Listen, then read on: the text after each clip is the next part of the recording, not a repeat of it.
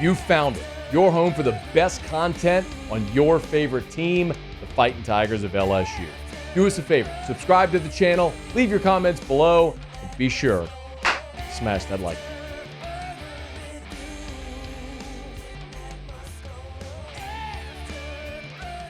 We got a lot of work done. We'll have really good film to watch, to evaluate. Allows us now to almost halfway done, really begin to, look at, where we have to strengthen ourselves, the developmental issues that we need to continue to work towards and be a more complete football team. So today was a really good day from that perspective.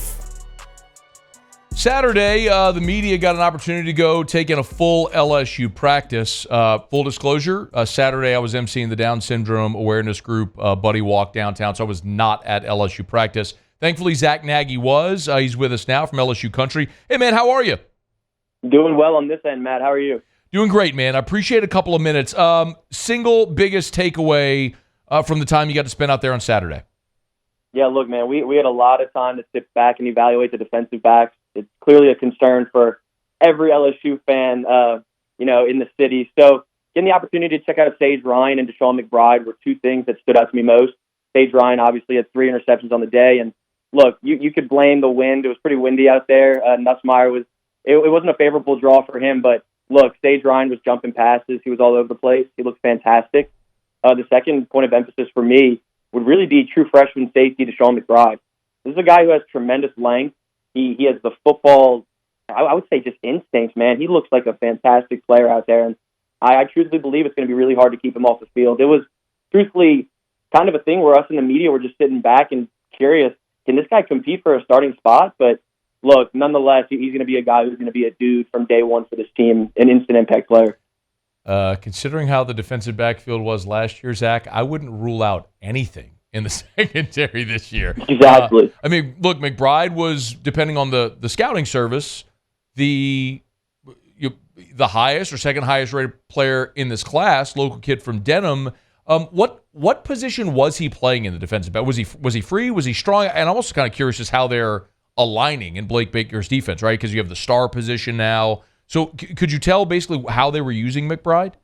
For sure. It's a unique, obviously scheme that they're running right now. And you had Jordan Gilbert and kind of Deshaun McBride flipping his way in there a little bit. But he was more of like a free safety, in my opinion, and he was all over the place. And aside from, 7-on-7, 11-on-11 work, it was really a lot of one-on-one drills with the wide receivers.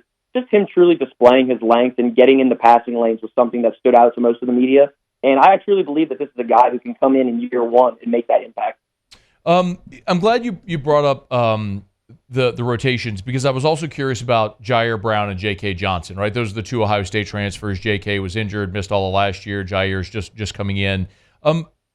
What, if anything, is J.K. Johnson doing at practice right now? And then also, how's Jair Brown look so far? Any impressions? Jair Brown's running with the second team right now. He looks great. This is a guy who's going to take time to adapt. But if you're looking at somebody like J.K. Johnson, this is going to be somebody who's still working his way back. It's clear that he's not 100% right now. It's going to take some time for him to get back to that status. He's a guy that a lot of people within the program are intrigued with. He's a guy that they think can make an impact come the fall.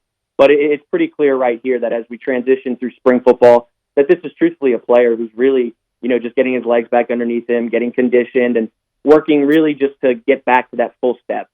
I think Zack Nagy's our guest, by the way. He's on Twitter at ZNaggy20, LSU Country, giving us an LSU football spring practice report from Saturday. The defensive line is going to be so interesting. We know Jacoby and Guillory and Jalen Lee are back kind of in that interior. But, Zach, I'm so interested with how the rest of that rotation is going to look. Any impressions from guys like Sean Washington or anybody else in that room right now? If I'm looking at Sean Washington specifically, I really love the relationship that he's starting to evolve with defensive line coach Bo Davis. The two are really working side by side for most of the practices. We saw it on the first day. It stuck out like a sore thumb. The two were just sitting there side by side. And, Coach Davis isn't scared to get in your face, scream at you, and be just the tenacious coach that he is. So that's something that sticks out to me. Obviously, from a player or a playing perspective, this is a guy who it's going to take some time to put it all together. He was out there working. He was getting in really significant reps. But at the end of the day, that's a player. It's going to take some time for him. Looking at some other guys, Savion Jones is somebody who this program is obviously elated with that he's coming back. He looks fantastic, and it's a position group that's going to take some time, Matt. Obviously, the spring transfer portal window is going to be one that is of the utmost importance when it comes to defensive linemen. There's a lack of depth right there. Obviously, Jalen Lee comes back, like you said, but that spring transfer portal window is going to be their best friend. Oh, man, I'll be fall over stunned if they don't add at least one interior player in the spring portal window. It's fun. We've been talking for almost 10 minutes. Haven't even brought up anything on the offensive side, but that kind of speaks to this team, right? Like, all of the questions are on the defensive side, even replacing a Heisman-winning quarterback and 2 first-round picks at receiver. Anybody standing out at receiver as you're looking to replace over 2,000 receiving yards there with Brian Thomas and Malik Neighbors? Absolutely. That's a position group that just has an embarrassment of riches. You have 6 to 7 guys who could come in and make an impact for you immediately.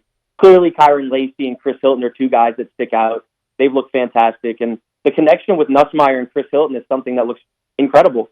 And even dating back to last spring and into fall camp, those 2 were 2 peas in a pod. Kyron Lacey's evolving as a receiver. Everybody's going to talk about the drops that he's had now and then, and consistency is certainly going to be something that is of the utmost importance for him. But aside from those 2, redshirt freshman Kyle Parker looks like an absolute dude. And this is somebody who I'm extremely intrigued about. He came to LSU as a true freshman and looked extremely polished. He looked poised to make an impact in one way or another. Obviously redshirted his freshman year, and here we go. I really believe that this is a guy that can make an impact this season. Zavion looks fantastic as well, the Mississippi State transfer. So you have a lot of guys that can make an impact in that room. And I just listed off 4 receivers without even talking about Aaron Anderson, who's a guy that you could throw all over the field. So this, and I didn't even talk about C.J. Daniels. So look, Matt, you have an embarrassment of riches in the wide receiver room. Or Shelton Sampson. Exactly. I'm sitting here just rambling on and on about these talented receivers, and you're always going to forget 1 or 2. It's just a given. And like Shelton Sampson, physicality at the line of scrimmage is going to be something that he has to continue evolving with.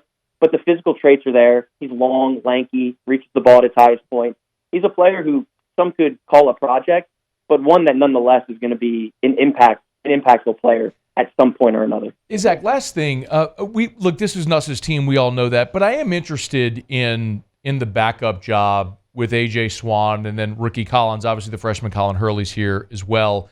Is it A.J. Swan is the number 2, or is there a real competition there with those 2 guys?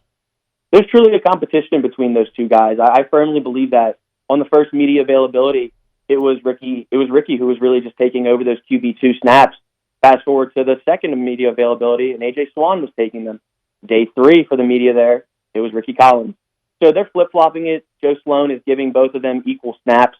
Obviously, he's flip-flopping who's getting the second reps, but it's equal value for the 2. So I truthfully believe that there is a quarterback battle brewing for that backup slot, and it's going to be really fun to watch just based off of the 2 having completely different skill sets. I think Joe Sloan has a good problem to have, and that's having some super talented quarterbacks in his signal caller room. He is Zack Nagy, LSU Country, on Twitter at ZNaggy20. Y'all give him a follow. Good stuff, man. Appreciate the visit. Thanks for the time. I appreciate it, Matt. Let's do it again. Hey, thanks so much for watching. Please leave your comments. I love to interact, and be sure to hit the red subscribe button below.